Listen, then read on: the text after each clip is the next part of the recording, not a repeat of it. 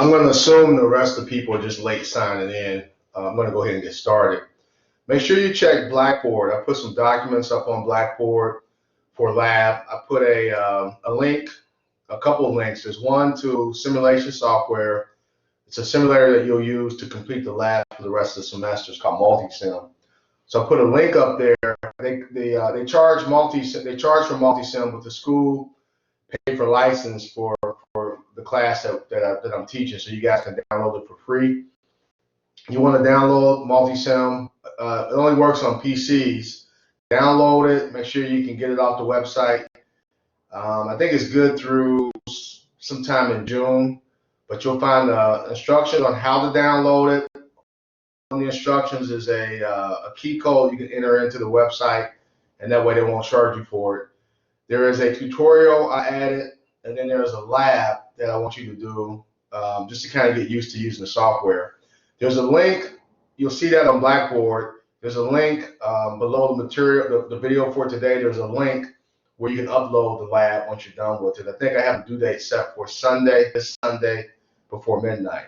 So make sure you look at that. Don't wait to the last minute to download the software. I had some people in the other class, they waited, and some people had issues downloading. I think most people downloaded it and it was fine. But if you wait, if you get any kind of bind, you can download it or something you don't understand, the link will disappear. I think 11:59 on the 12th, which is when the assignment's due. The link will disappear. So make sure you guys take a look at that. Download it as soon as you can. Make sure the software is running. Go through the tutorial, and you can also use YouTube videos. There's a lot of videos out there on how to use Multisim. Once you go through it a couple times, the learning curve is pretty flat, so it's not difficult to use at all. But the lab that I have attached to the link is a lab that you'll get graded on. So make sure you do that. You'll upload that by Sunday before midnight, and then I'll give you other labs that will finish out your normal lab manual. They'll all be done in the simulation software. So take a look at that. Okay, well, last time we were together, we talked about a device called a capacitor. Capacitors store energy, but the way we think about it, we think about not in terms of how they store energy or that they store energy. We think about the ability of the device to store charge. Capacitors store charge. And why do we want to store charge? Why do we want to store anything? So we can use it later. It turns out that these devices called capacitors, and later we'll talk about inductors, both of these devices store energy in different places, but they both store energy, and you can use that energy later on for different applications. And we'll talk about a couple of those probably today with the capacitor. I want to go back to, though, the last thing we talked about towards the end of the lecture and I had it written a little differently. If you didn't have a chance to look at that video from last lecture, you definitely want to go back and look at that and then probably rewatch this one because they kind of go together. But at the end of the lecture last time, we talked about 3 different times, T-I-M-E, times. There's a time that we call T equals 0. There's a time that we talked about while or when the capacitor is fully charged. And there's a time that we talk about while the capacitor is charging. So I want to talk about the behavior of capacitors during these 3 times. And I'll go into more detail about what I mean by T equals 0, what do I mean by when the capacitor is fully charged, and what do I mean when I say the capacitor is while it's actually charging. There's actually names for all 3 of these times. So we'll talk about that. There was an assignment. I don't think there's a homework assignment on Blackboard, capacitor homework 1. We did a practice problem where you went through, and I think you had the one we did in class, you had capacitor circuit, 3 capacitors in series, and we went through and you did an analysis on it. So I'll have to provide a link on Blackboard for you to upload that. So if you haven't had a chance to look at that, please watch the video from last class and go ahead and do that homework. There's another homework coming that deals with the stuff we're going to talk about today. So let me get right into this. This is actually, to me, one of my favorite topics to talk about. Capacitors are pretty cool. So I want to look at a circuit called an RC circuit. And let me show you a basic RC circuit, what it looks like, and I want you to think about, I will think about how it behaves. So an RC circuit, I have a power source,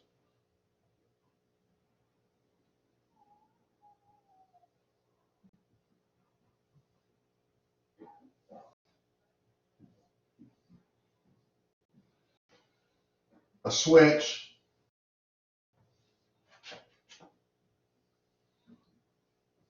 we have a resistor and a capacitor. So here's a symbol for a capacitor.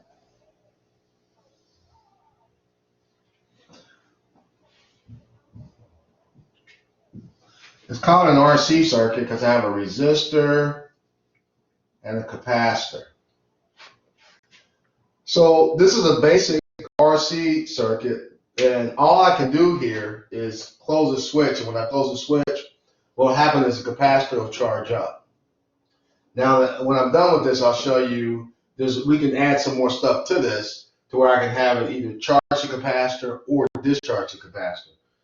So we'll look at this and then we'll work a problem based on some of the theory that we talk about today. But I want you to think about what happens here. So here's what's going to happen. And let me put some actual values in here, only because I think it'll help see what's going on a little bit better.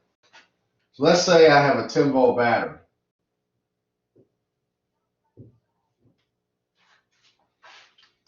And also the capacitor, initially there's no charge in the capacitor, zero charge in the capacitor.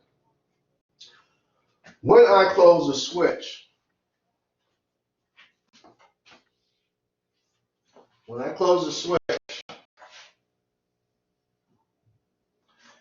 current will flow into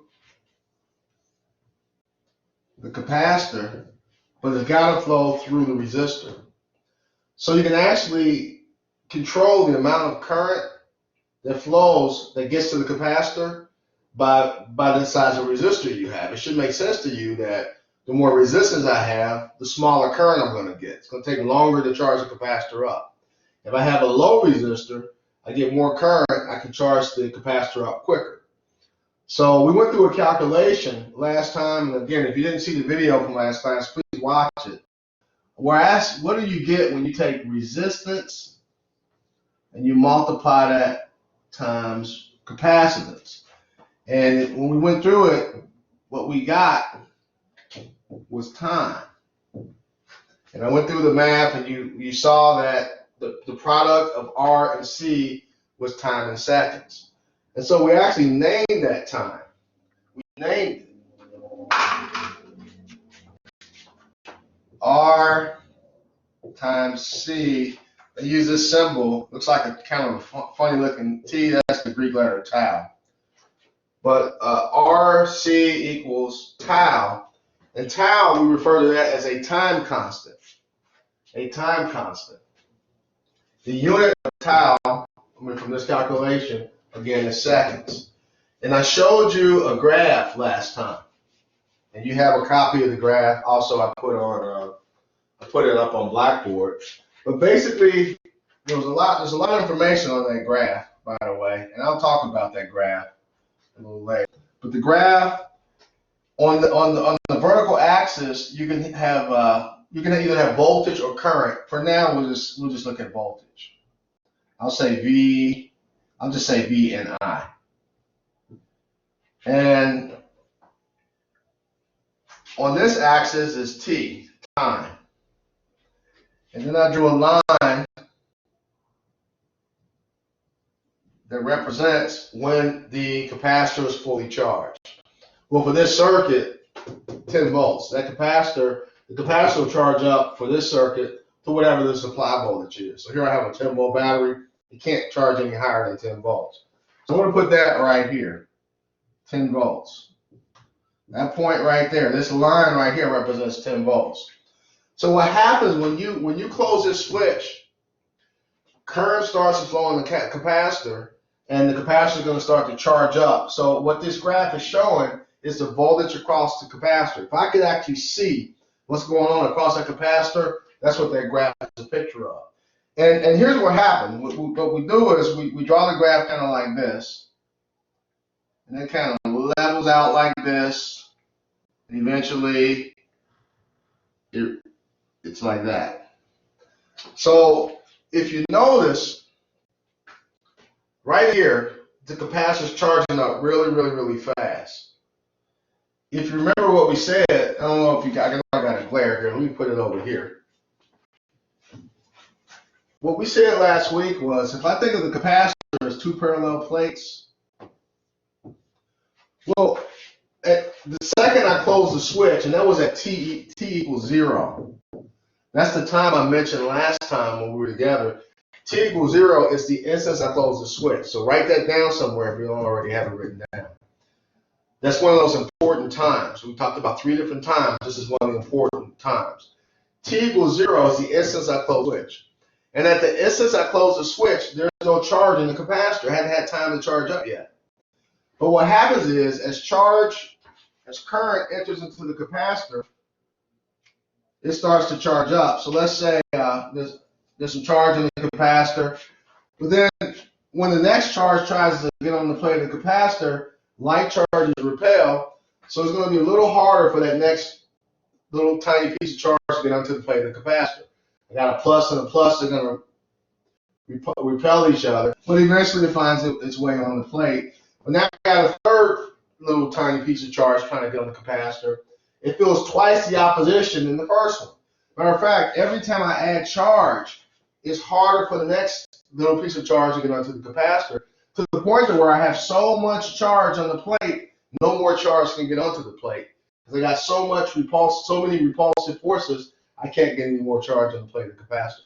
At that point, we say that the capacitor is fully charged, and that happens when that capacitor reaches 10 volts. But I want to go back to that T equals 0. The instant I close the switch, no charge is in the capacitor, and charge for us, the capacitor, is basically charge equals voltage. Charge equals voltage. The more charge I have in the capacitor, the greater the voltage. So if I don't have any charge in the capacitor, I don't have any voltage across the capacitor, but Kirchhoff's voltage law, or Kirchhoff's voltage law, still has to apply. So if I close the switch, I don't have any charge in the capacitor. That means the voltage across the capacitor is 0 volts. So I have 0 volts across the capacitor. Well, that means the resistor has to have 10 volts across it, because Kirchhoff's voltage law has to apply. If I have a series circuit, the voltage across the resistor, the voltage across the capacitor has to add up to my total. So all the voltage initially is across the resistor, none is across the capacitor. So in the beginning, I got a lot of, this is T equals 0, by the way. T0. So what's going to happen, because I don't have very much charge in the capacitor right when I close the switch, it's going to charge kind of quickly. But notice the rate at which it charges starts to slow down.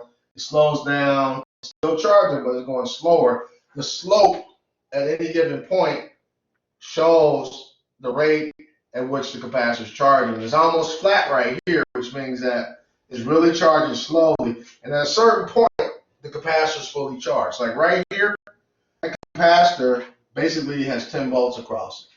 So if I drop the line down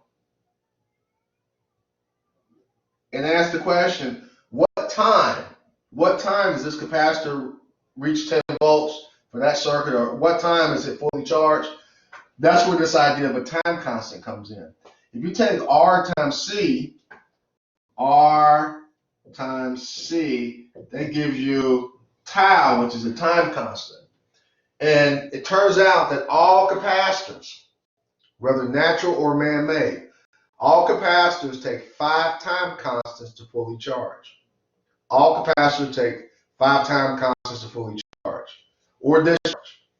So what I'm saying is, if it's fully charged right here, then this right here has to be 5 tau. And so since all capacitors take 5 time constants to fully charge, all I got to do is go 1, 2, 3, 4. So then the way I would scale this this is 1 tau. I'll put it here. This is 1 tau. This is 2 tau, 3 tau, 4 tau, 5 tau. All capacitors take 5 time constants to fully charge. So this graph actually gives us a lot of information.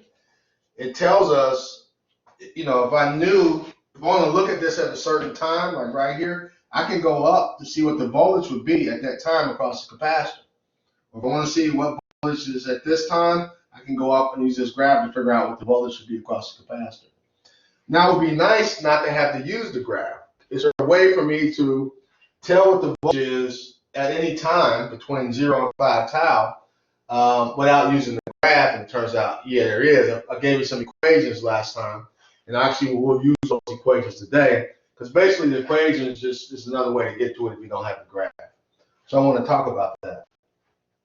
Now make sure you understand this. This is important, that if I know R and I know C, and I think I did this last time, I don't remember.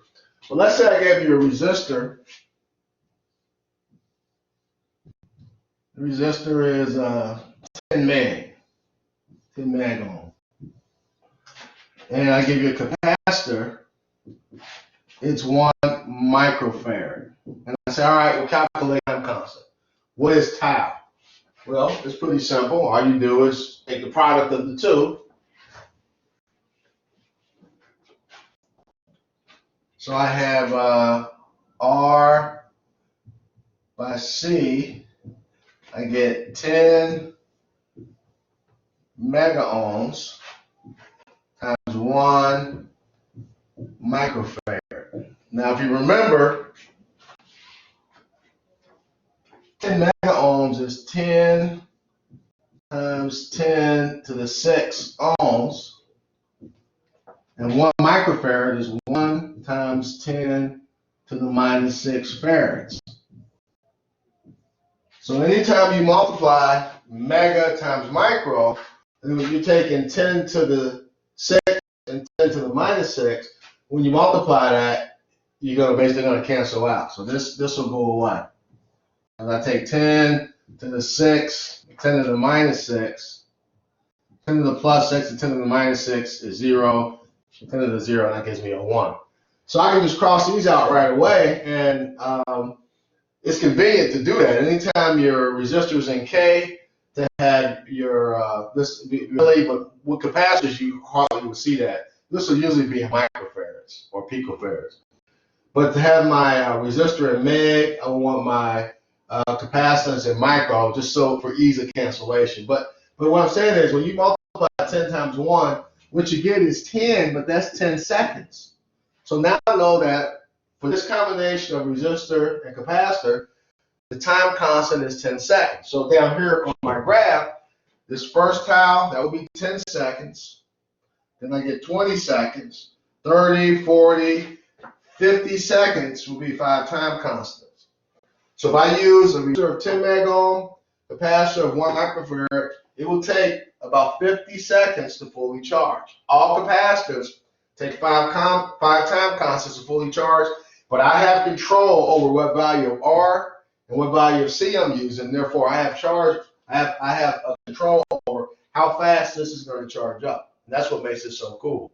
I can actually use this for a lot of different applications. So let's go back to my original question, which is, how do we look at the circuit at t equals 0? What does the circuit look like at the instant I close the switch? So let me clean this up and we'll go back to that.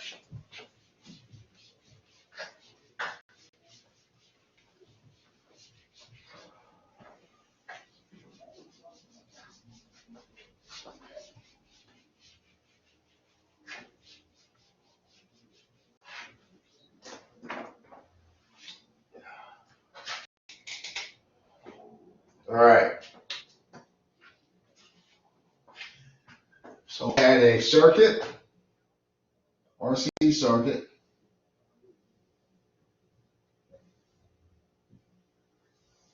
with a switch,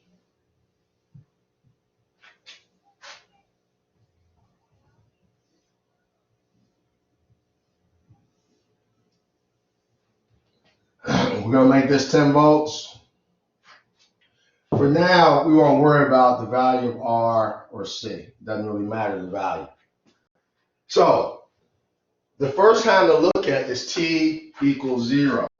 T equals 0. That's the instance switch is closed.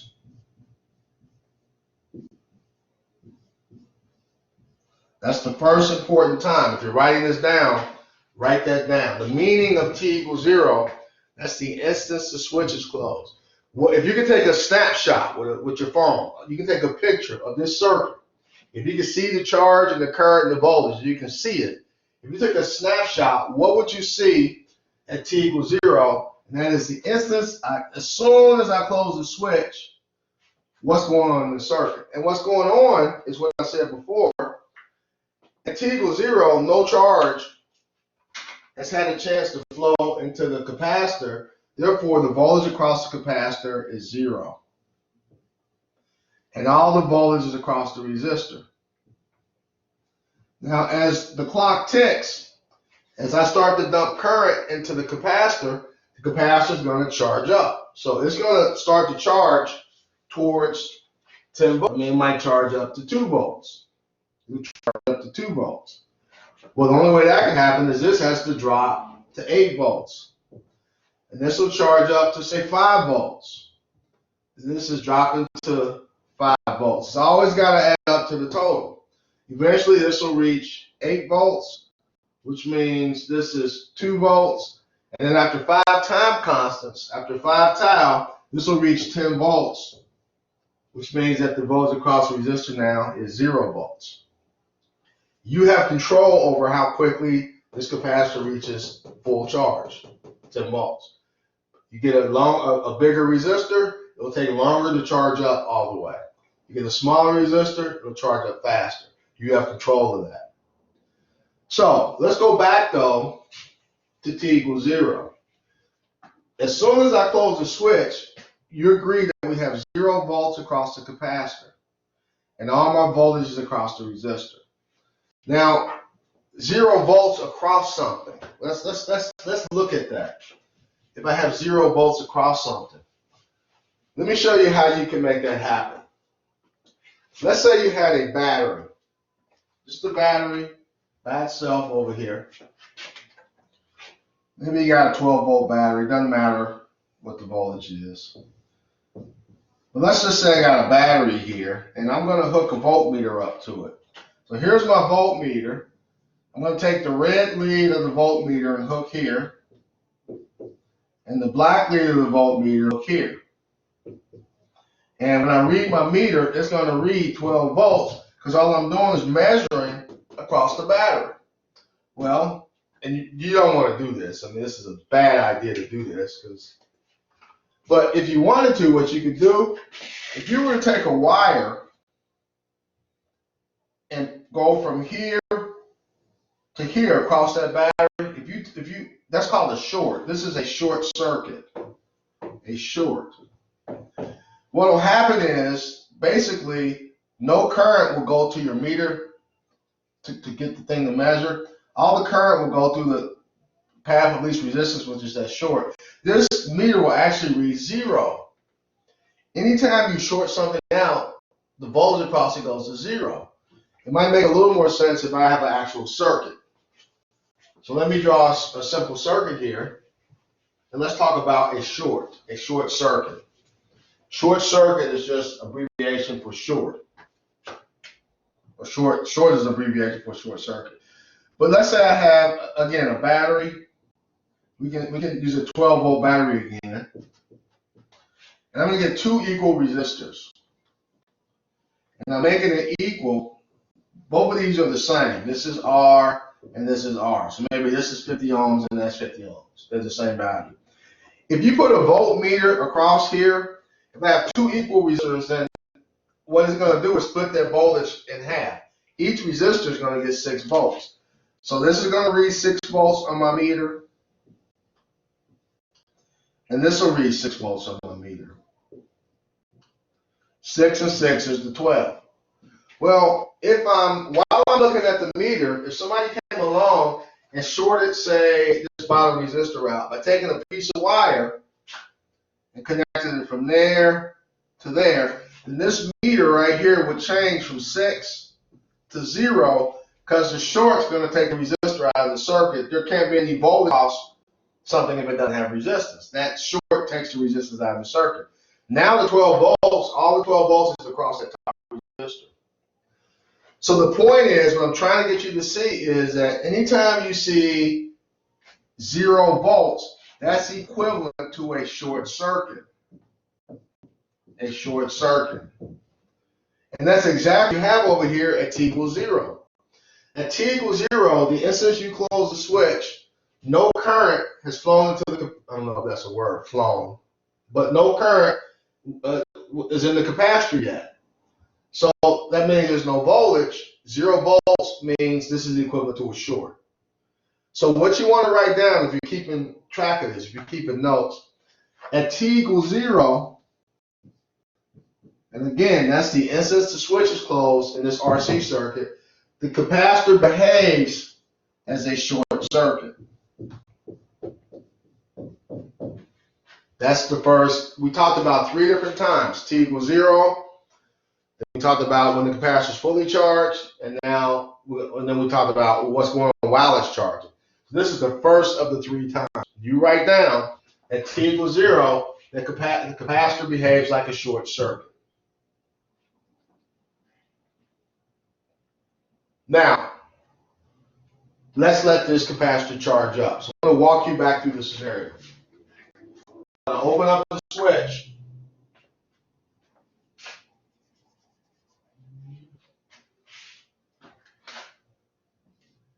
We're going to assume that there's no initial charge in the capacitor, so it's not charged up. And then we're going to close the switch. So I'm going to close the switch. When I close it,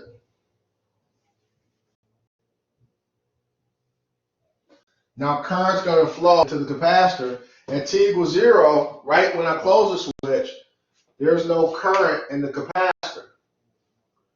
Current hadn't had a chance to flow yet. So all, as I said before, all the voltage is across the resistor. So at t equals 0, there's 10 volts across the resistor and 0 volts across the capacitor. And then what happens is it starts to charge. The capacitor charges up to 2 volts. The resistor voltage has to drop down to 8 volts. Capacitor charges up to 6 volts. Resistor has to drop down to 4 volts. Capacitor charges up to 9 volts. Resistor 1 volt. And eventually that capacitor is going to charge all the way up to 10 volts, which means the voltage across the resistor is 0. Now if you remember from the graph, that happens after 5 time constants. In our graph that I showed you, that shows how capacitors charge up. The charging curve like this, and it reaches this full charge right here at 5 time constants. So now I'm asking the question, what does this circuit look like when that capacitor is fully charged? What does it look like at 5 tau? When this capacitor is fully charged, you can take a voltmeter and put it across the capacitor, and nothing surprising is going to happen. The capacitor is charged up. I can take a voltmeter and connect from here to there with my voltmeter, and this is going to read 10 volts. Since I have the capacitor charged up, here's the beauty of a capacitor. It'll hold that charge like a battery. It'll hold the charge. So if I wanted to, once I've charged this all the way up, I can take it out of the circuit. And I can move it somewhere else. I put it right here. I just set it right there. And now I have 10 volts stored in that capacitor. Back in the day when they used to make the really, not the flat panel TVs, but the big massive TVs with the cathode ray tubes, those TV sets had capacitors in them. And that was back in the days when you didn't actually fix your own stuff. So nowadays, we live in a throwaway society now. Something goes wrong with a piece of electrical equipment, Most of the time, you get rid of it and you buy another one. But back in the day, you can actually repair the stuff, and often you could do a lot of your own repairs. So I remember as a kid, those old TV sets, they had something called tubes in them. You're familiar with the tube, a cathode ray tube. Well, these tubes, they're kind of like it's kind of hard to explain, but they actually heat up. They heat up, and tubes are used for amplifiers and for a lot of different things, but mainly amplifiers. And so sometimes those tubes would go bad. You can actually take the tube out. There used to be a store called Radio Shack, and most stores, I won't say most, a lot of stores had a tube tester in them. You can take the tube, figure out which tube you had, you plug it in this tester, and then it would test the tube to see if it was good or bad. If it's bad, you buy another one, plug it in, and hopefully everything works. The point I'm making is you used to be able to go in and fix a lot of your own stuff, and some of those old TV sets had capacitors in them where you might have this thing plugged in, you're using it, let's say it goes out, so you unplug it, you set it over in the corner, you say, I'll get to it in a couple of days. A couple of days later, you take it, open it up, get it back up, and start messing around in there. Even though it's been unplugged for a couple of days, you can still reach in there and get shocked because those capacitors actually hold a charge for a certain amount of time. Now, the better the capacitor, the longer it can hold a charge. But actually, you can do what I just did here. You can charge this capacitor up to 10 volts, take it out of the circuit, and set it on the table, and now you got 10 volts across that capacitor that you can use to do something later on. The whole purpose of storing charge is so I can use it later. But look at what happens when I do that. If I take that, if I let the capacitor charge up, after 5 time constants for this circuit, it's going to charge up to 10 volts. If I take it and set it here, take it out of the circuit, then my circuit looks like this.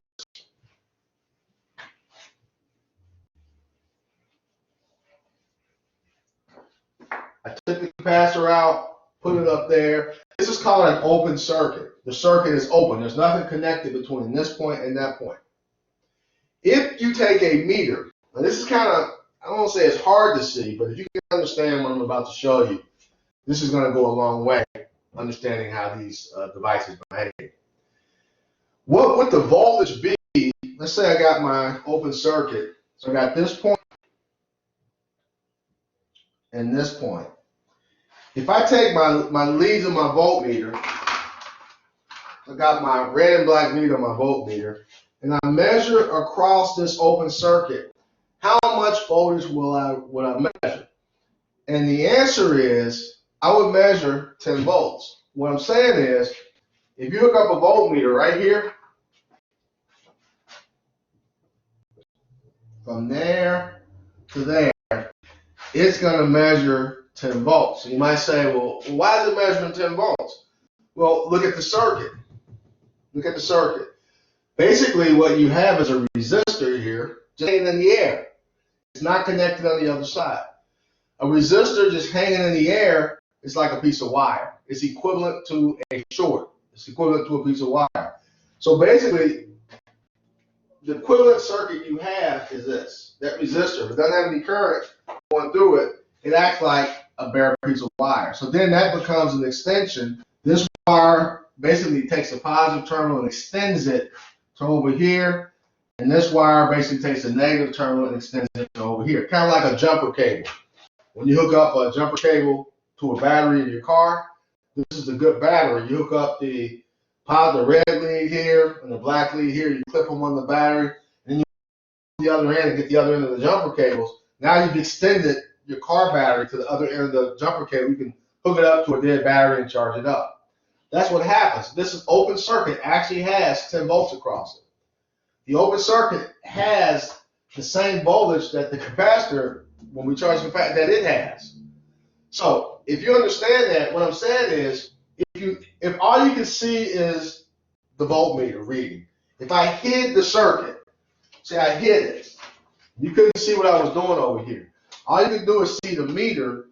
You couldn't tell if I had that capacitor in here or not, because this will never change. If I have an open circuit, then I get that thing where all I'm doing is extending the leads of the battery over here. It's going to read 10 volts. If I take my capacitor, which has 10 volts in it or across it, when I put it back, It has 10 volts across it, so I'm not measuring the volts across the capacitor.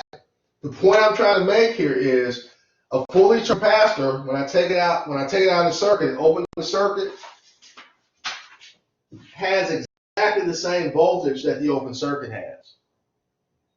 Which means that when that capacitor is fully charged, it's equivalent to an open circuit. When the capacitor is fully charged, it's equivalent to an open circuit. Let me write that another way. Here we talked about at t equals 0, the instant I close the switch, the capacitor acts like a short circuit. Now I'm saying that when the capacitor is fully charged, well, when does that happen? It happens right here at 5 time constants. So t equals 0, or if I wanted to, I can say tau equals 0. Tau equals 0. Tau equals 0. No time's passed yet. When that's 0, the capacitor acts like a short, but after 5 time constants, then that capacitor is going to be fully charged, which means that the voltage across the capacitor is going to equal the source voltage for a circuit like this. And when I have it to where it's fully charged, I can take it into the circuit and out of the circuit. And if I measure across the place in the circuit where the capacitor goes, the reading isn't going to change.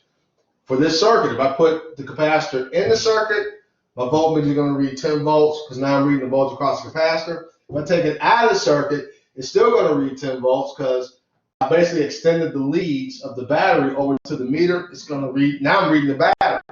I'm reading the voltage directly across the battery, which is 10 volts. So said another way, a fully charged capacitor is equivalent to an open circuit. A fully charged capacitor is equivalent to an open circuit. So we've learned two things. I want to go back and I want to kind of reinforce that because it's actually pretty important. Now, unfortunately, I'm not going to do a whole lot with this because just the nature of the class, what you guys are taking, doesn't warrant us going into a lot of detail about this. But if you took the other class, which is the class for major in this, we actually use this idea. And I'll show you a simple problem to where this actually doesn't matter. But we'll talk about that in a second. Let me just go back and just review what we said. If I have a capacitor, initially there's no charge in the capacitor. When I close the switch, at the instant I close the switch, the capacitor is equivalent to a short circuit. At the instant I close the switch, the capacitor is equivalent to a short circuit.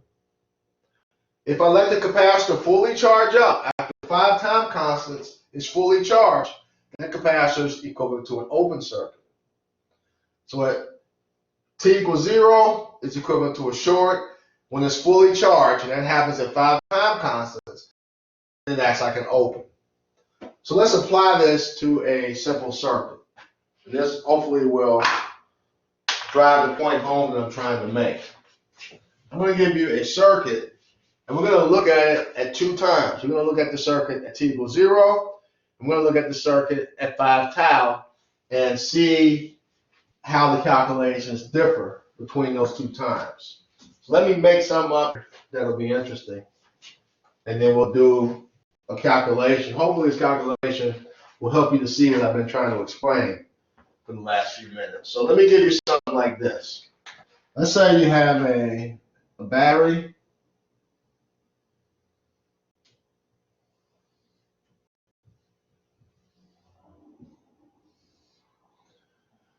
Let's see, I'll give you just a couple resistors.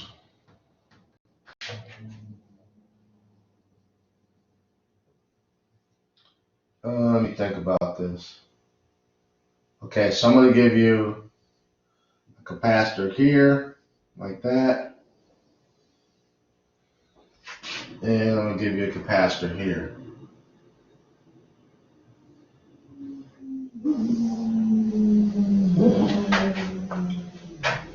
We'll make the voltage, we'll make it 100 volts.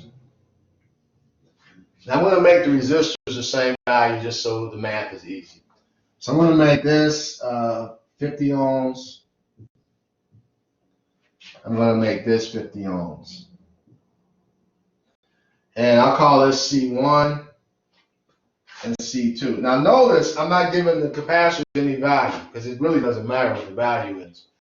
Because we're just looking at how they behave. So the value is not going to help us understand how it behaves.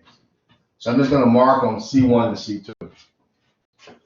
Now what I want to do is find the voltage across each resistor and the current to each resistor. What is V and I for each resistor? For this circuit, it depends on the time. I want to look at it, put it over here. I want to look at it at t equals 0, and I want to look at it when the capacitors are fully charged at 5 tau. So I don't really have to have a switch here. I'll put a switch here, just so it looks like the other circuit. So let's say I have this switch here, and I close the switch. Bam, I close it. And so now, at t equals 0. At t equals 0, each capacitor is equivalent to a short circuit. At t equals 0, capacitors are equivalent to a short. The way to think about that is, take the circuit and actually draw in the short circuit. Just draw it. So this capacitor is a short,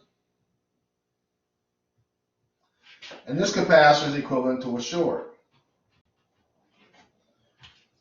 Well, if I have anything in parallel with a short circuit, the thing that short circuit is across is out of the circuit. You can just erase it. So basically, this short is going to short this capacitor out, which means it's not there anymore. And this short is going to short this capacitor out, which means it's not there anymore. So now look carefully at what I have here. This C1 is nothing going to happen here because all that's going to do at t equals 0 is connect the bottom of this resistor. Let me give these resistors some names. R1 and R2. This short right here, all it's going to do is connect the bottom of R2 to that wire right there. Nothing's going to happen there. But look at this one over here. This capacitor, when it's acting like a short circuit, basically I have this short circuit, all of this right here is across R2. I have R2, and this wire right here is a short, so it goes like this. So anything I have across that short, or that short is across, it's going to take it out of the circuit. So what's going to happen is, this branch right here where that capacitor was is going to take R2 out of the circuit. And it's equivalent to this.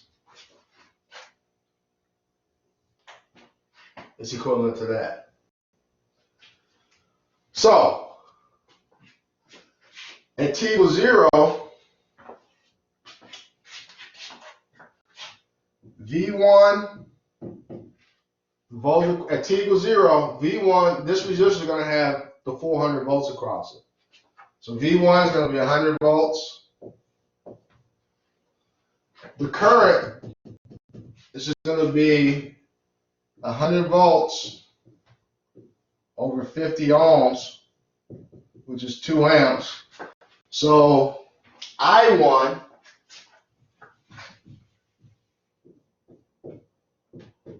is going to be 2 amps. And I'll put my circuit back. I can remember how I drew it.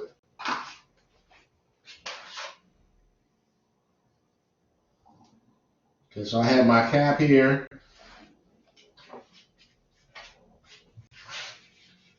Then I have a cap here. But those capacitors at t equals 0 are really short circuits. So I took this out. I replaced that with the short. And I took this out. And I replaced that with the short.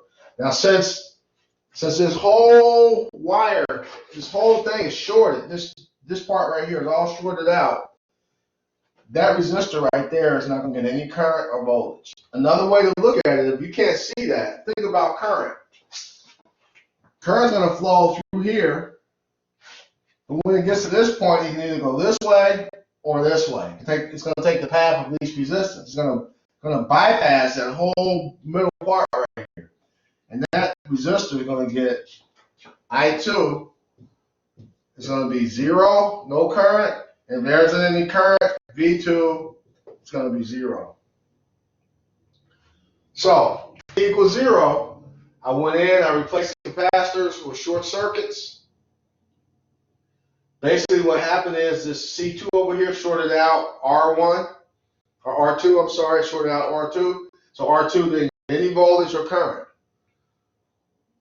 Okay, now let's go back. Let me go back to the original circuit and let's look at these values at 5 time constants. So I'm going to go back and we'll put those capacitors back in the circuit. And we'll do the same thing again, but this time I'm going to let the circuit actually charge up. So here's C2. Now open my switch up. Now we'll assume again that all the capacitors are discharged. There's no charge. And then I'm going to close the switch. So I close the switch. I close the switch at T equals 0. The capacitors are like short circuits, but then I let it keep charging. So eventually it's going to charge, charge, charge, charge. Now in this case, these capacitors might not charge up to 100 volts. That's only true when I had that series circuit, the RC circuit. But here it may charge up to different voltages, but that really doesn't matter. The point is, I'm trying to figure out what will be the voltage across the resistor and the current through the resistor, both resistors, when the capacitors are fully charged. Well, what you learn is a fully charged capacitor is equivalent to an open circuit. A fully charged capacitor is equivalent to an open circuit. So if I sit here and wait for 5 time constants, if I wait for both these capacitors to fully charge, once they're fully charged, they are equivalent to open circuits, which means this is an open. It's equivalent to an open circuit. Now, opening up C2, that really isn't going to change anything over here. It's not going to change anything. Open circuit, I can just take this completely out. It's open. So that's not going to affect R1 and R2 voltage-wise or current-wise. But this one will. C1, look at what happens to C1. If I open up C1, if I replace it with an open, no current now can flow through the circuit because I have an open circuit there. So these numbers are going to change now. Now V1 and V2 are going to be both 0 because I have an open circuit here. V1 is 0, V2 is 0, and the total current flow in the circuit of the current to each resistor, both 0. So hopefully you understood that. If not, please go back and re-watch this. I'll put it up on Blackboard and YouTube. You can replay this. But you see, I get totally different values depending on what time, what time I look at it. I look at it at T equals 0. I get all the capacitors with short circuits. I get one value for voltage and current for the resistors. If I wait till they're fully charged up, they're equivalent. The capacitor is not equivalent to open circuits. I get another value for each voltage drop and current. So it just depends on when you look at it. So again, I'm not going to really do much with that. I mean, you guys, I think you turned in exam 2.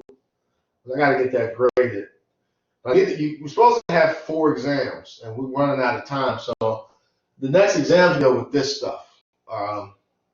And I'm still kind of going into the AC thing. You might think we started AC, kind of backed away from it. We really didn't back away from it because in AC, we have capacitors and we have another device we'll talk about called an inductor. And they behave differently. So what I'm doing now, I'm showing you how capacitors behave in a DC circuit. And I'll do the same kind of briefly for inductors, and then we'll go back to the AC stuff. I just got to figure out how I'm going to test you on it because the natural breaks that I would have for my test kind of got screwed up with this working remotely thing. Everything I kind of turned around, so I'm trying to do the best I can. So again, I'll say this one more time. The takeaway at T equals 0, the instant I close the switch in this DC circuit with capacitors, All those capacitors are equivalent to short circuits. So if I ask you, let's say I gave you an exam, and I gave you a problem list, I say, all right, give me the voltage across R1 at t equals 0. What you would do is you go in, you would replace all the capacitors with short circuits. And where you have to be careful at is this. If I have like a resistor with a capacitor in parallel with it, when you replace that capacitor with the short, when you replace it with the wire, which is what the short is, it's going to take that resistor out of the circuit. Okay, so I would actually, if I had something else up here, I could actually take this out and just draw a line there because it took all that out of the circuit. So at t0, I replace all my capacitors with short circuits and do my analysis. At t equal to or greater than 5 time constants, the capacitor is fully charged. It's equivalent to an open circuit. I will take the capacitor out of the circuit and do my analysis. So I don't know. I'll see when I do the exam. I'll write the exam. I'll think about that. I might throw something like that in, a simple one, just to make sure that that you got it. Okay, so we looked at two things. We looked at what does a capacitor look like in the circuit at t equals 0. This is the instant switch is closed. Instance switch closes.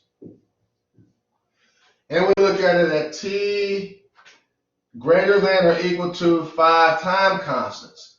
Well, here the capacitor is fully charged.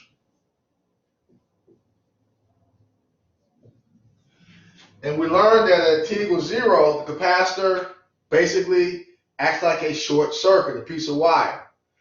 And at 5 time constants, the capacitor acts like an open circuit, like you just cut the circuit open. So the next thing to naturally think about is, all right, well, what's going on between these two times? What's going on between t equals 0 and t equal 5 tau? And the graph is a good way to visualize it. I'll put the graph back on the board, and then that's the same question. That graph for the voltage across the capacitor, I got time down here, I got voltage or current here. Here's the point where it's fully charged, and that curve looked like this. And we know this happens right there, where it's fully charged. That's going to happen at 5 time constants. So we know at t equals 0 right here, that capacitor acts like a short circuit. And we learned that at 5 time constants or greater, right here, the capacitor acts like an open circuit. So here, you replace the capacitor with the short. Here you replace it with an open. So now the question is, what's going on between these two times? Between t equals 0 and t is equal to 5 tau. And you can see what's going on. This is the voltage across the capacitor. It's going up. The voltage across the capacitor is going up. Now, here's the point I want to just pause. There was some documents on Blackboard last time. I think it was April 1st when we had the lecture on Introduction to Capacitors. There's a folder on Blackboard with documents in it. That's where you have your homework for capacitors. There was a graph. There was some other papers in there. If you look at the graph, you got it in front of you. I don't know if you have it in front of you or not, but I'll just explain it, and you can go back and look at it later. That graph has some more data marks on it. There actually was another line on there that went like this.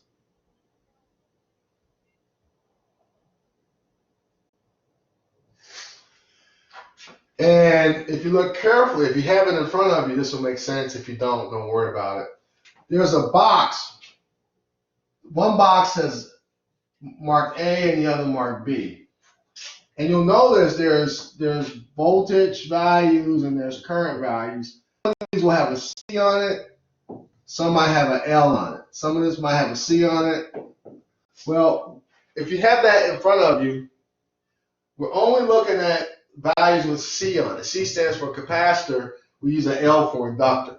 It turns out this graph that I'm referring to, you can use this for both inductors and capacitors. And we're talking about capacitors, so anything on that graph with an L on it, just ignore it for right now. We're only looking at the C part of it, anything that has a C connected to it. So you'll notice, if you have that graph in front of you, they actually talk about these curves and they name them. So the curve that goes like this, the one that's going up like this, let me see if I can write this in a different color. This right here is VC on charge. In other words, this is the graph you get when that capacitor is charging for voltage across the capacitor. So when the capacitor is charging, it's going to charge up really, really fast, and then it's going to start to slow down, and we know when we get to 5 time constants, it's fully charged. So VC on charge looks like this. Well, what is this other curve that I drew? So if you look at the graph, you'll see this other curve. Again, if you don't have the graph in front of you, just pay attention to what I'm showing here. There's actually 2 lines on that graph. This represents VC on charge. This other one represents discharge. So this purple it depends. This is what current always looks like in the circuit. So current will follow this graph right here. It'll follow these data points. Also, this line here represents the voltage across the resistor. So I think of this as build up and decay. It's probably the wrong terminology to use, but here the voltage is building up. It's building up until it's totally charged. That happens when you take a capacitor and you charge it up. The voltage is gonna build up. But while the voltage is building up, if you remember what I said, when we looked at this circuit, go back to that real quick. If I have the capacitor circuit,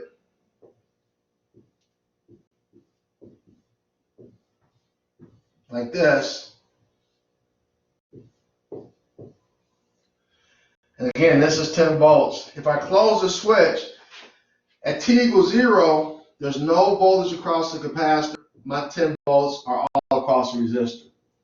But eventually what's going to happen is this thing's going to start to charge up. As the voltage here increases, the voltage across the resistor is going to decrease. So this other curve here represents decay. The voltage across the resistor is always decay. It can never build up. The only thing that's building up is the voltage across the capacitor.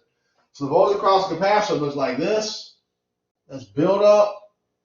And the voltage across the resistor, if the voltage across the capacitor is increasing, that means the voltage across the resistor has to decrease at the same rate.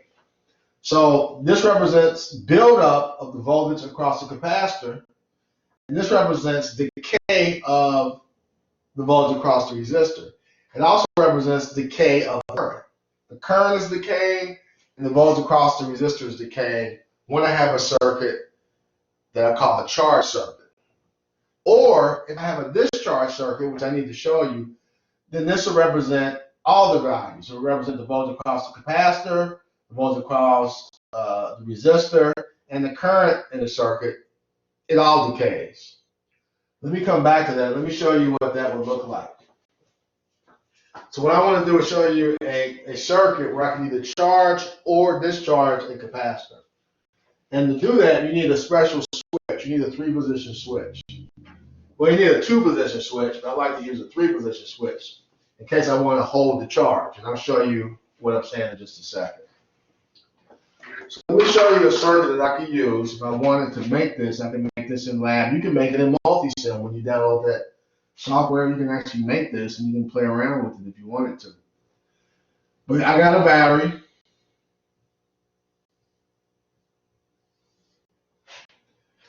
And this time I'm going to have a 3-position switch.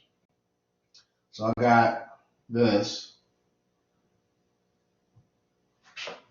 And this is position 1, This is position 2, and this is position 3. And so my switch looks like this. And then I got my resistor and my capacitor. So here's VT, R, and C. And what I'm going to do is, now you can see how this works. I have the switch, which can move from point 3, 2, or 1. So what I'm going to do for point 1 is I'm going to take a wire and run it down to the bottom part of the circuit and make a connection right there. So now look at what happens. If I'm in position 3, nothing happens. If I move the switch to position 2, then what's going to happen is I have a charging circuit. In position 2, current can flow into the capacitor, and what I get is what I showed you before. You get a regular old charging graph. So what this is going to look like is our charging curve for. So here's the voltage across the capacitor. It's coming up real fast at first, and it's going to charge up slower and slower and slower. And after 5 time constants, right here, there's 5 time constants, the capacitor is going to be fully charged and it's not going to go up anymore.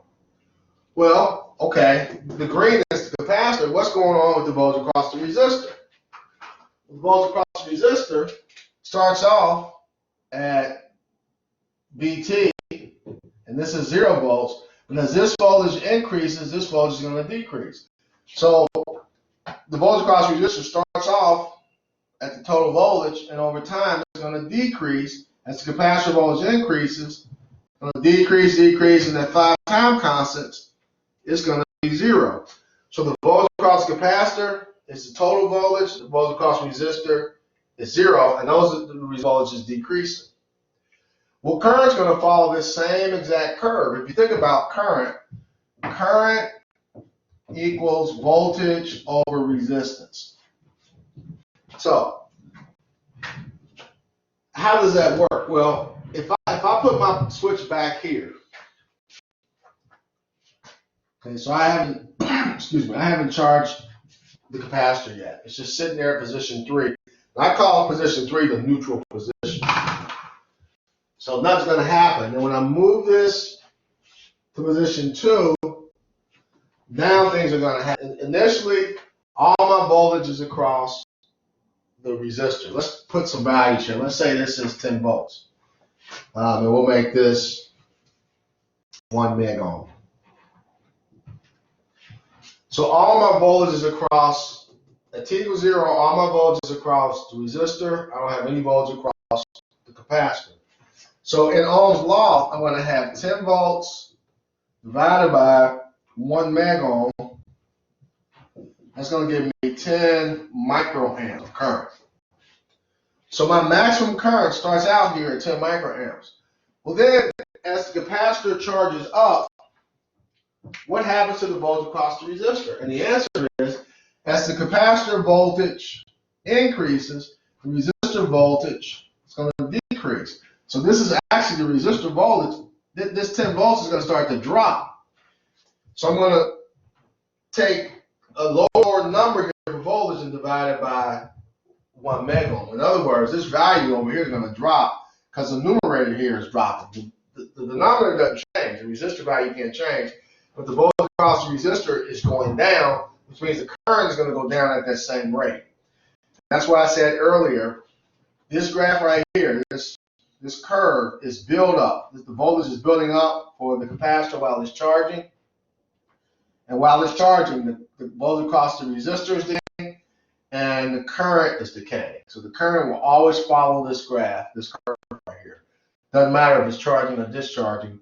The voltage across the resistor and the current in the circuit is decaying. So after 5 time constants, what happens? Well, in this circuit right here, this capacitor is going to charge up to 10 volts. Let's say it charges up to 10 volts. At that point, I move the switch back to position 3. So now you see why I call position 3 the neutral position. Now what happens, ideally, if I have a perfect capacitor in the perfect world, I got 10 volts stored here I can use later on. As long as I leave that position 3, that capacitor is going to hold that volt, 10 volts. When I want to use it, or if I want to discharge the capacitor, what I can do is move the switch to position 1. When I move it to position 1, now current is going to flow out of the capacitor through the resistor. So current's now flowing this way. Moving this to position 1 completes the circuit, and current can get out of the capacitor. And now I'm discharging the capacitor. At that point, the capacitor had 10 volts across it, and as it discharges, that voltage is going to go down, down, down, down until it's fully discharged. We fully discharged at 5 time constants. Current across the voltage across the resistor, and current is always decaying. It doesn't matter if I have a charge or discharge circuit. The current in the circuit and the voltage across the resistor always follow this curve. It's always decaying. So here's an example of a charge-discharge circuit. Like in position 2, the capacitor is charging. Position 1, the capacitor is discharging. Position 3, nothing happens, it's a neutral position. So that was a lot to talk about. Well, what I was saying earlier, it would be nice rather than have to deal with this graph if I had a way to figure out what these values would be without looking at the graph. And it turns out that I can do that. Those are the equations I gave you last time. So I'm going to put those on the board. We don't have to use the graph. We can actually calculate, and it's much cleaner.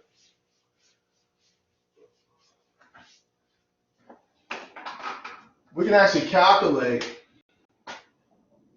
the value of current in the circuit, the voltage across the resistor, or the voltage across the capacitor when the circuit is either a charge or discharge circuit. So there's a different set of equations for one. So I'll put these on the board again. I think I did it before. So I'm going to look at capacitors charging. And we'll do an example of capacitors charging. And discharging is done the same way, so I'm only going to do one example. But for capacitors charging, here's what you want to know. The voltage across the capacitor is equal to VT as a quantity 1 minus e to the minus t on tau. Now this e thing, the exponential function, you'll see that on your calculator as e to the x. Look for your ln key if you got your calculator out. You'll see ln x, and usually this is on top of the key and this is above it, but it might be the other way around. But I think most of the time that's the second function key. So if you have a scientific calculator, you should be able to find the e to the x, and that's what this is. That e to the, this is the exponent like the x. So that's what that is. So for capacitors charging, I can get the voltage across the capacitor by using this formula, and then the voltage across the resistor is this one.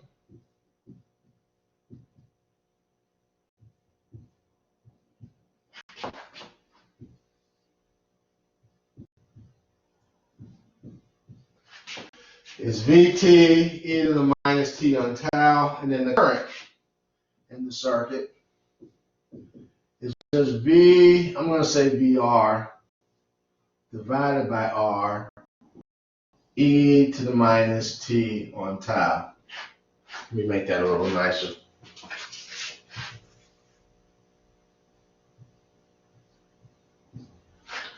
So that's for capacitors charging. If I have capacitors discharging,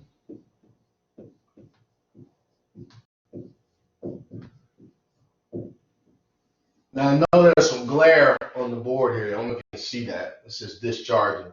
But I think you can see down here. For capacitors discharging, here's what I have. Vc equals Vt e to the minus t on tau. Vr is Vt e to the minus t on tau, and I equals VR on R e to the minus t on tau. So if you notice that the bottom four are exactly the same. These two are the same. I told you that current in the circuit, in the RC circuit, and voltage across resistor are always decaying. These are like decay formulas, so they're the same. They're always decaying. The only one that's different is the capacitor. When I'm charging, there's a buildup of voltage, and that's what this factor does. It takes that voltage and makes it build up mathematically. And over here, this looks kind of like these because that's a decay formula, a decay factor. So when you're solving a RC circuit for charging or discharging. By the way, there's a name for that. Once I erase the board, I'll go back and I'll tell you what the name is for that time between T0 and 5 tau. But the first thing you do is you got to identify what kind of circuit do I have. Is it a charging circuit or is it a discharging circuit? If it's a charging circuit, I'm going to use these formulas. If it's a discharging circuit, I'm going to use these formulas. So you guys can see this on video, but write this down. And then what I want to do is a problem. I gave you, if you look on Blackboard under the documents for this lecture, actually it was last week's handout, you'll see it's called a transient problem. I think that's the title of it. But take that out. I'm going to put it on the board in case you don't have the paper. I'm going to put it on the board, and we're going to apply this to an actual circuit. So you guys look for that if you can.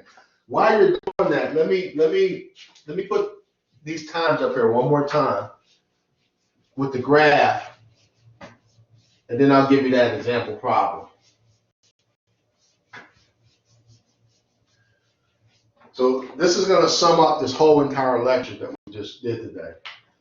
So when t equals 0, capacitor is equivalent to a short. So when I give you the exam on this, if I say t equals 0, do an analysis, what I want you to do is redraw the circuit, replace all the capacitors with shorts, and again, you want to look for, if I have a resistor or anything that has a capacitor in parallel with it, when you short it out, when you replace it with the short, so I got a cap there and a cap here.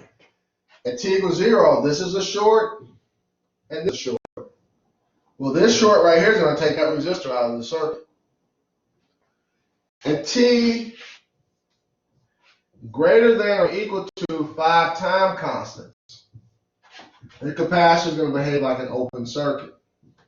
So again, if I have a capacitor here, and I have a capacitor here,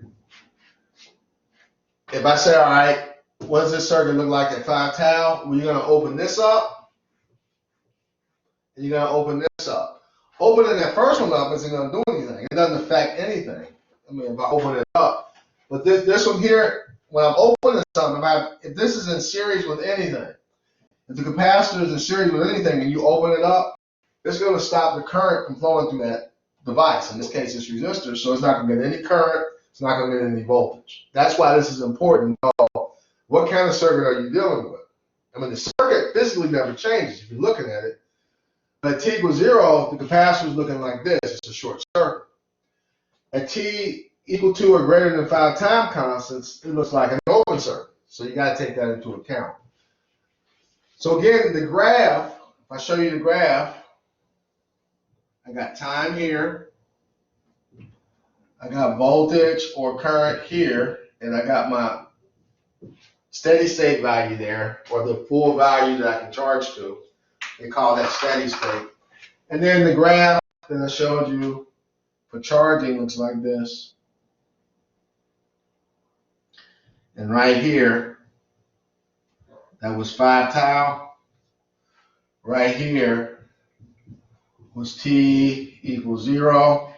And what we said was, at t equals 0, that capacitor is going to behave like a short circuit. At 5 tau, that capacitor is going to behave like an open circuit. So now I'm dealing with between these two times. So you can see that definitely the voltage across the capacitor is changing. It's increasing. It's going from 0 up to VT. At the same time, the current in the circuit and the voltage across the resistor are decreasing. They look like this. They're decreasing. And at 5 tau, both those values hit 0. So the time between T0 and 5 tau, that's called the transient time. Transient time. And if you're doing analysis of the circuit between T0 and 5 tau, it's called transient analysis. And that's when you got to use those equations I just erased. The word transient means changing. Changing. Things are changing in the circuit. At T equals 0, nothing's changing. The capacitor is equivalent to a short. At 5 tau, ain't nothing changing. Nothing's changing. Just the capacitor acting like an open. But between these two times, the voltage across the capacitor is increasing. If I have a charged circuit, the voltage across the capacitor is increasing. The resistor voltage is decreasing. The current, things are changing. So they call that the transient time. So the way I would show that is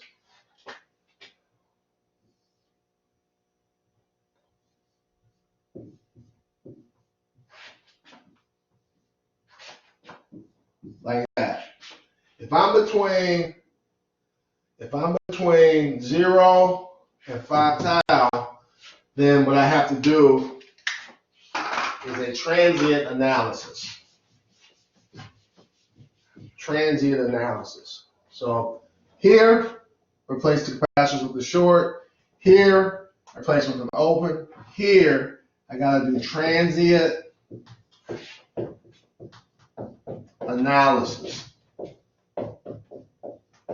And all that is a smart people way of saying I either gotta use the graph or I can use those equations. And so what I want to do is show you how to do a problem, a transient problem, and then this is going on 7:20 now. So I think this will be it. I'll show you one problem. We'll do an example. And you actually have the examples on Blackboard.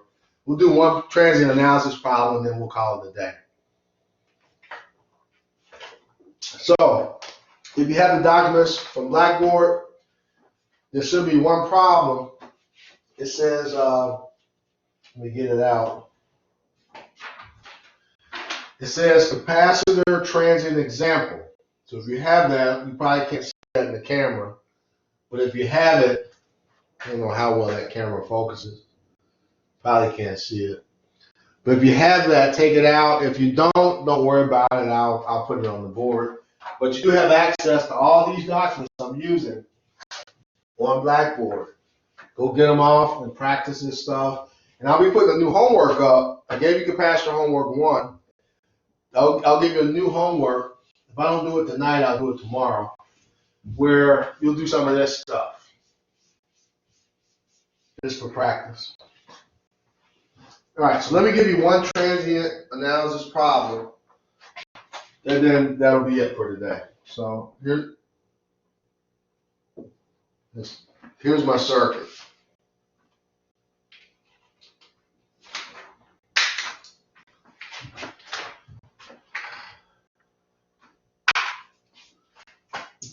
If you have a calculator, go ahead and get your calculator out.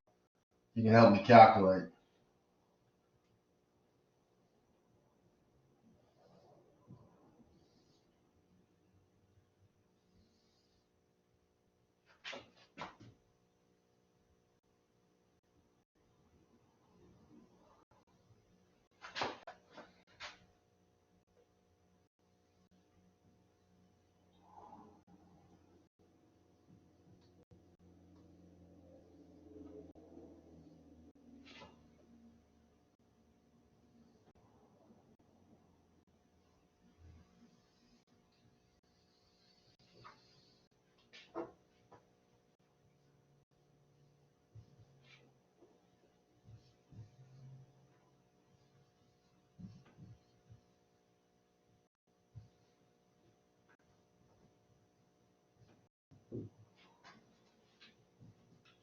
All right, so I have I have this 3-position switch, and they took this contact right here and they tied it down here to the bottom of the circuit.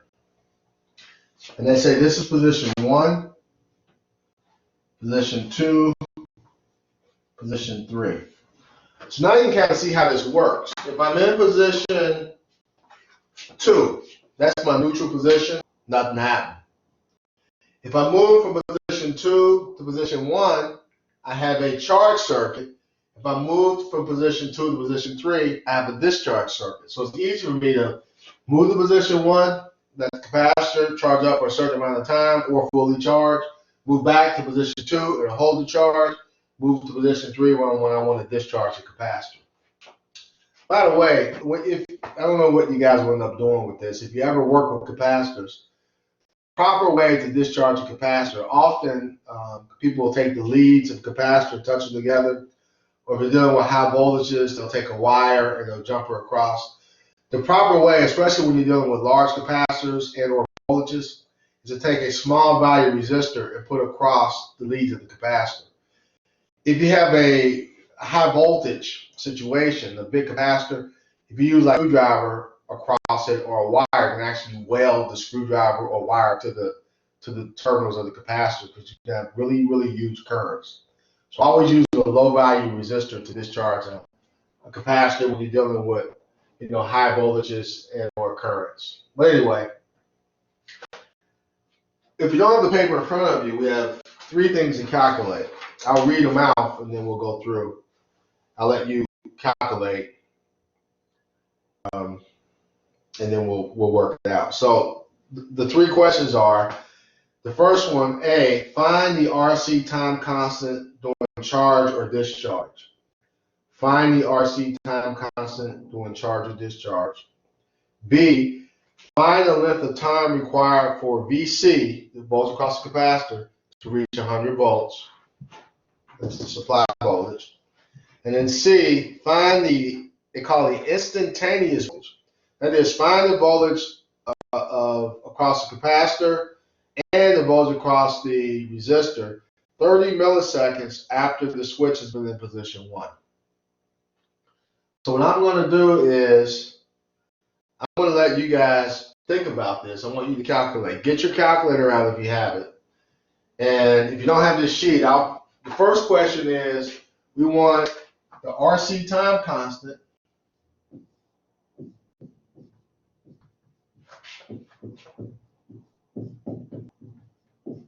for charge or discharge. The RC time constant for charge or discharge. So you go ahead and get that.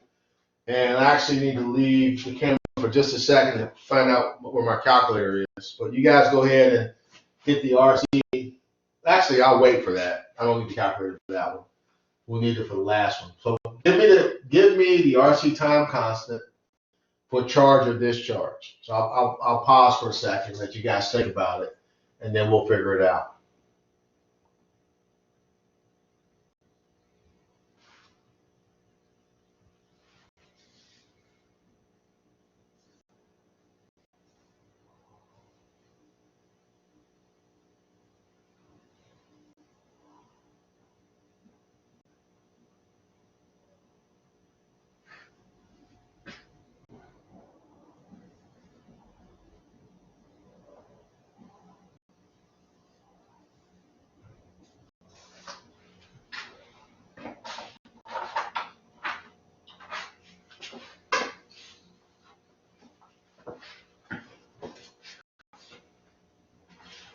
Now notice the way the question is stated. They ask for the RC time constant for charge or discharge. For this circuit, they happen to be the same. So let's go ahead and calculate this. But they could be different. I'll show you that in just a second. The RC time constant for charge or discharge. If you look at it, if I'm in position 1, I'm charging through the 5K resistor. It's a charge circuit at position 1 is a charge circuit. I'm charging through the 5K resistor. If I move from position 1 to position 3, now it's discharging, again, discharging through the 5K resistor. So if the resistance in front of the capacitor doesn't change, for charge or discharge, then my tau for charge and my tau for discharge are the same. So tau is just the product of R and C. R is 5K, and since I don't have a calculator, I'm going to use my scientific notation.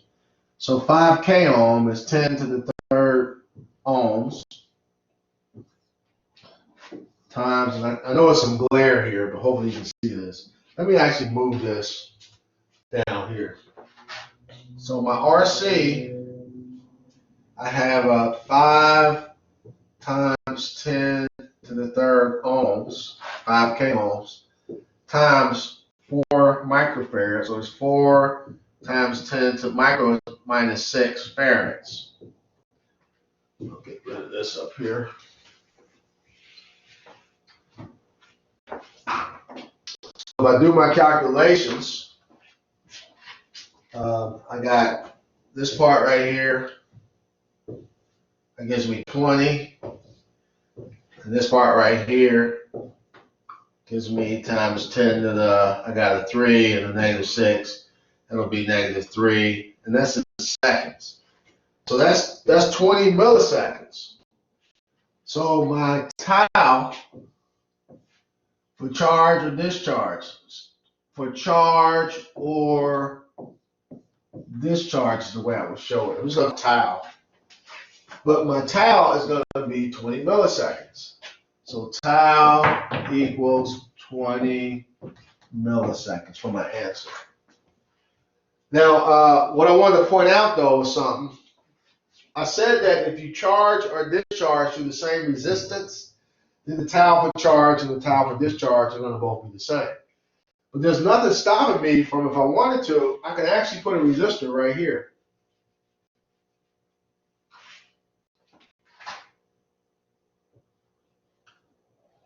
Now, if I call this R1 and this R2, how would that change my calculations? Well, now, if I move to position 1, I'm charging, but I'm only charging through R1. So tau for charge is going to be R, but R is R1 times C. If I discharge, I move this to position 3. Now notice I'm discharging not just through R1, I'm discharging through R1 and R2. So my tau for discharge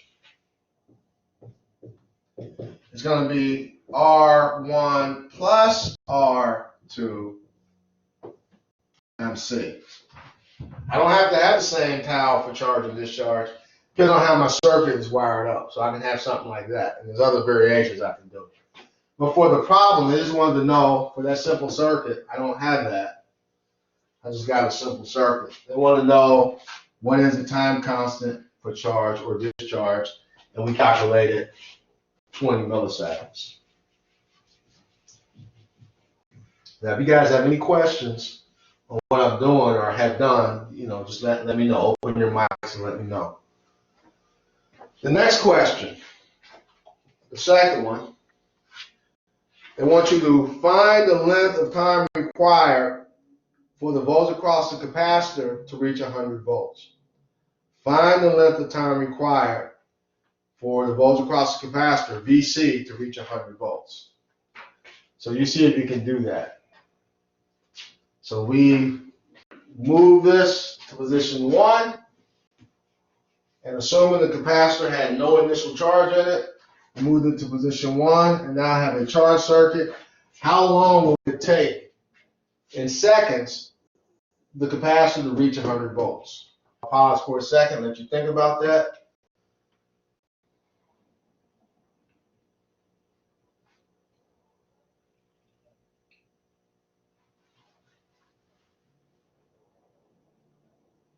And the answer is all capacitors, regardless if they're man-made or natural, take 5 time constants to fully charge. So it'll be 5 times 20 milliseconds or 100 milliseconds. It'll take 0.1 seconds for that capacitor to reach 100 volts. And then the last one, it says find the instantaneous voltage, or find the voltage across the capacitor and resistor 30 milliseconds after the switch is put into position 1. So I have initially the switch is in position 2, and there's no charge in the capacitor. I then come over here and I move the switch from position 2 to position 1, and I'm going to let this thing go for 30 milliseconds. So the time equals 30 milliseconds. And when I reach 30 milliseconds, I want to know, all right, what's my voltage at that point across my capacitor, and what's the voltage at that point across the resistor. At 30 milliseconds after I put the position of the switch into position 1, which is the charge position. So I'm going to be quiet. Let you guys, if you got your calculator, your pen and paper, see if you can think about that. Work that out for me. And then that'll be it for today. So I'll give you a couple minutes to work that out, and then we'll take a look at it.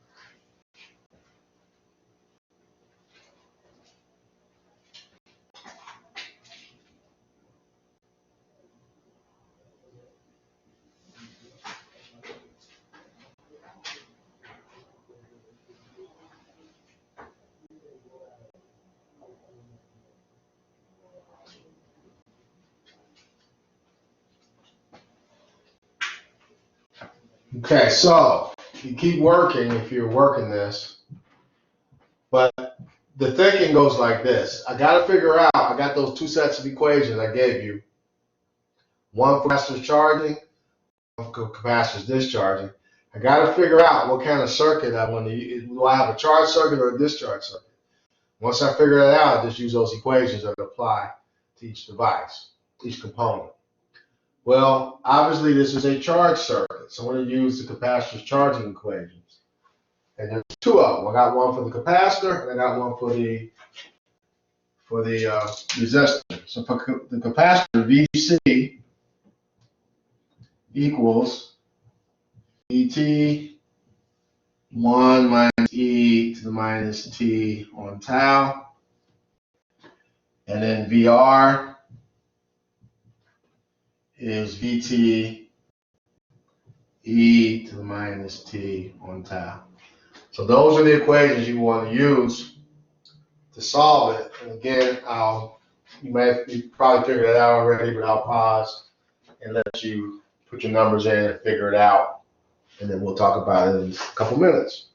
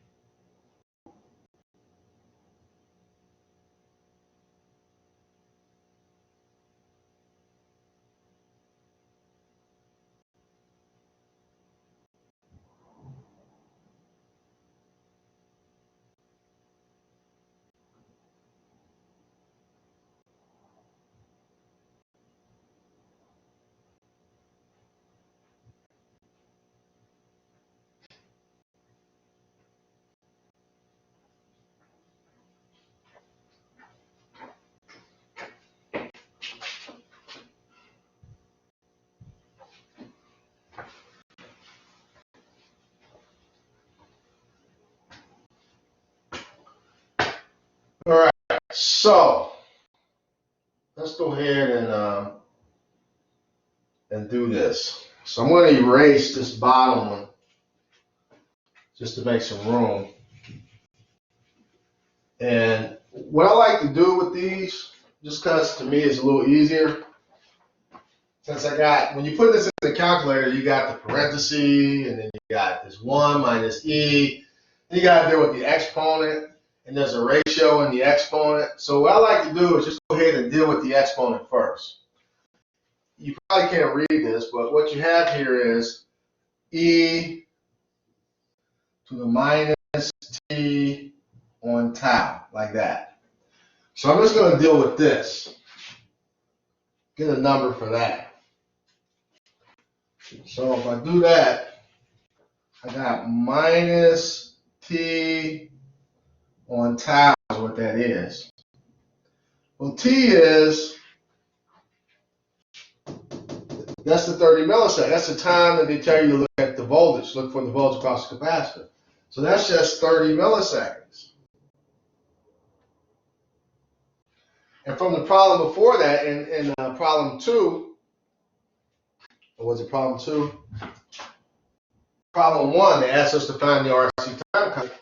We found tau to be 20 milliseconds from the previous calculation. So this is 20 milliseconds.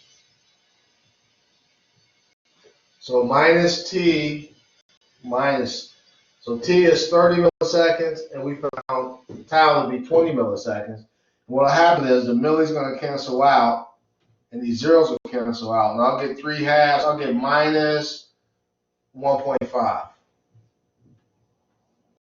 So it's a lot easier to put that in here than it is to try to do the whole ratio thing. Often they'll give you numbers that work out like that. Now sometimes they'll give you t, like they could give you t as maybe 3 tau, and then you can leave this in terms of tau. You can say that I got minus t over tau. Well, if tau is just tau, if they say t is 3 tau, then what happens? Tau cancel out, and you end up with a minus 3. So I'm just saying it can be given to you in different ways, and you may see that in the homework that I give you. But anyway, for what we have, we got minus 1.5. So I can rewrite this like this.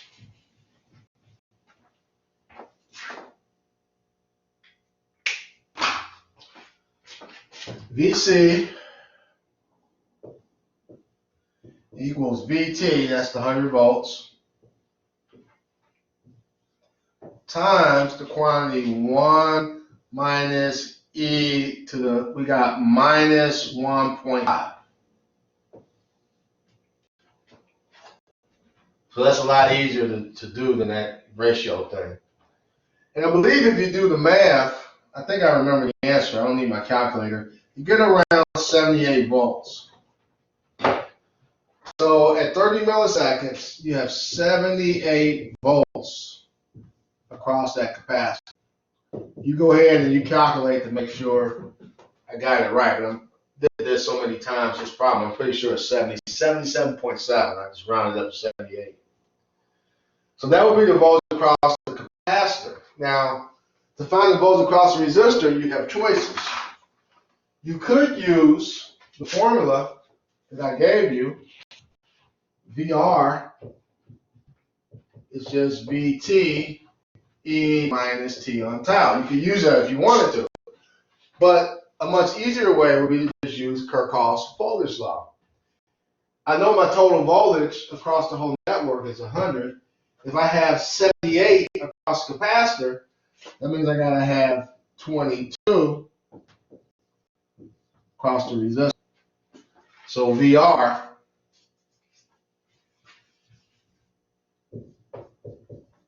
is 22 volts. Now I would have you verify that with the equation just to prove to yourself that it is, but you can see it has to be because Kirchhoff's voltage law always applies. Laws always apply. And in this case, they always apply. So that is our transient example problem. So guys, we went through a whole lot. There's a lot of information there. We still haven't touched what does a capacitor look like in an AC circuit? This is all DC stuff. And I mean, I could go on tonight. I don't want to. You can only watch a video for so long, so I don't want to kill you with this stuff. Next time, what we'll do is I'm going to just give you a brief kind of introduction to inductors, and then we're going to see how these devices, the inductor and capacitor, how they behave in an AC circuit. Totally different. Totally different. But to understand what's going on, you really need to do the DC analysis first to get a more full picture. So hopefully that wasn't too bad. I know this is going to be a long video to go back and rewatch, but go back and watch parts of it that you need to review. I'll give you the homework again. Probably won't be tonight. Probably more like tomorrow. I'll scan it and put it up on Blackboard. Capacitor homework 1 was problems where you do capacitors in series, parallel, and combination of series and parallel. And the capacitor homework 2 would be this kind of stuff, where you do some transient stuff for me. So I'll give you that. I'm going to think about, so don't be surprised if sometime before next class I put some kind of exam on the board. I'm not sure the last day of class, I know it's coming up. We've got to have 4 exams, and I think you've only had 2. So I need to get another exam in there. And I think I want to do it when you don't have so much material to go over. So I'll think about that. I'll sleep on it over the weekend. So look for that. And if I don't put it up, which I probably will, if I don't, I'll have more to say about it next class. So we need to get that out the way. So if you guys have any questions for me before I sign off? I have a question, but it's not about the lecture at all. Okay, let me stop recording, and then you can ask me your question. Thank you.